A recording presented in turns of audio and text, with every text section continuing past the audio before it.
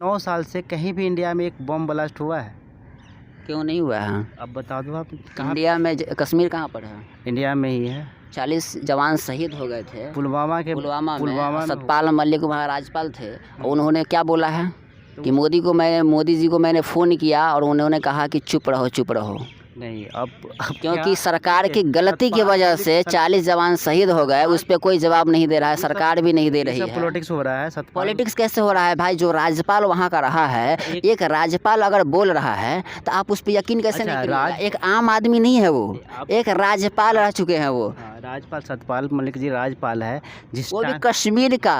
जिस time attack हुआ हमारे जवान पे, उस समय वो क्यों नहीं खुल के आए? क्यों कुर्सी के लालच में बैठे हुए थे? आज वो करीब 6-7 साल बाद बोल रहे हैं। इसका रीज़न सुन रहे हैं कि उसका कोई महत्व नहीं दिया जाता है, कोई उसका वो डिमांड अरे तो उन्होंने कहा तो कि मैंने जब मोदी जी को, अमित शाह को बताया तो उन्होंने कहा कि चुप रहो। तो क्या करेगा भाई राज्यपाल? तो आज आप कैमरे पे आके बोल रहे हो क्योंकि वह राज्यपाल नहीं है ना, अब उस संवैधानिक स्तर पर नहीं है ना। जब आला कमान ऊपर से ऑर्डर दे रहा है, बोल रहा है कि आप ऐसे करो, क्योंकि उन्होंने बनाया है। देखिए, अगर हमारे देश क्या करेगा? आपको अगर कोई सांसद बनाएगा, अभी ब्रिजभूषण क्यों नहीं दे रहा है? ब्रिजभूषण क्या कह रहा है? ब्रिजभूषण यही कहा है कि हमें अमित शाह ने कहा है कि इस्तीफा मत दो, इसलिए मैं इस्तीफा नहीं दे रहा हूँ। अब देखो साहब, अगर हमारे देश में लेकिन मैं इसकी बात नहीं कर रहा हूँ, मैं संसद भवन की बात कर रहा हूँ। मैं संसद भवन पे ही रहना चाहूँगा, ठीक है ना। आप एग्री कर रहे हैं कि नए संसद भवन का निर्माण होना चाहिए, क्योंकि जगह की कमी थी, सुविधाएं नहीं थी, और ये भी है कि अब आधुनिक समय आ गया हुआ है, डिजिटल चीज़ें आ गई है। पहले पेपर से काम हुआ करता था, जगह कम होता था। संसद भवन में जितने मेंबर है, उसके अलावे और भी लोग और लोग भी काम करते हैं। उसमें बहुत सारे कर्मचारियां होते हैं, उनकी जगह की समस्याएं थी। इससे मैं एग्री करता हूँ, इससे कोई डिसएग्री नहीं करता हूँ। लेकिन क्या ये समय इसके लिए सही था? अब गवर्नमेंट चलाने वाले हम लोग से बहुत ज़्यादा।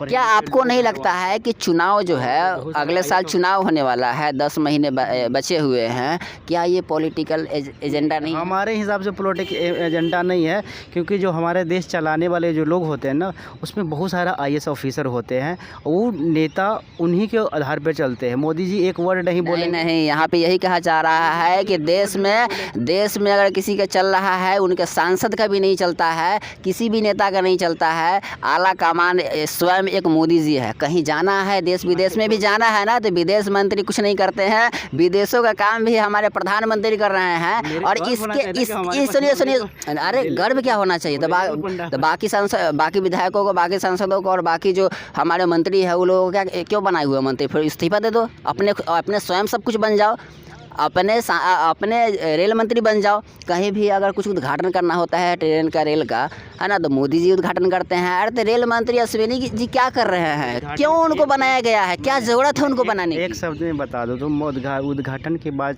चाहे जहीं भी होगा ना, जैसे इसमें राष्ट्रपति करते, इसके कोई लॉ पढ़ के बता रहे हैं कि ये सेक्शन के हिसाब से राष्ट्रपति का बनता है, मगर जिस पार्टी में जिसका फिगर बड़ा होता है, उसका ही ज़्यादातर राइट, मतलब दायित्व हो जाता है। पार्टी सारे सपोर्ट करता है कि नहीं, हमारे प्रधानमंत्री है, जो भी रेल मंत्री बड़ा नहीं होता, बड़ा मतलब अरे मंत्री है भाई, मंत्री है, वो बड़ा नहीं है। मंत्री है, मगर पब्लिक में आपने बोला ना, वोट लेने के लिए पब्लिक में फिगर चाहिए। आप भी ये मान रहे हैं कि ये पॉलिटिकल एजेंडा के तहत प्रधानमंत्री काम करते हैं। दोस्तों, हमारे साथ ये बिहार से क्या नाम है आपका? सिकंदर कुमार जी मौजूद थे, और इनसे हम जानने का ये प्रयास किया कि आखिर नई संसद भवन की ज़रूरत थी, लेकिन ये समय जो है वह चुनाव जो 10 महीने होने वाले हैं, इसके क्या ये पॉलिटिकल एजेंडा नहीं हो सकता है? बाकी चीज़ें में भी मैंने बताने का प्रयास किया। मेरा प्रयास कैसा लगा कमेंट करके ज़रूर बताइएगा। चैनल को सब्सक्राइब भी कर दीजिएगा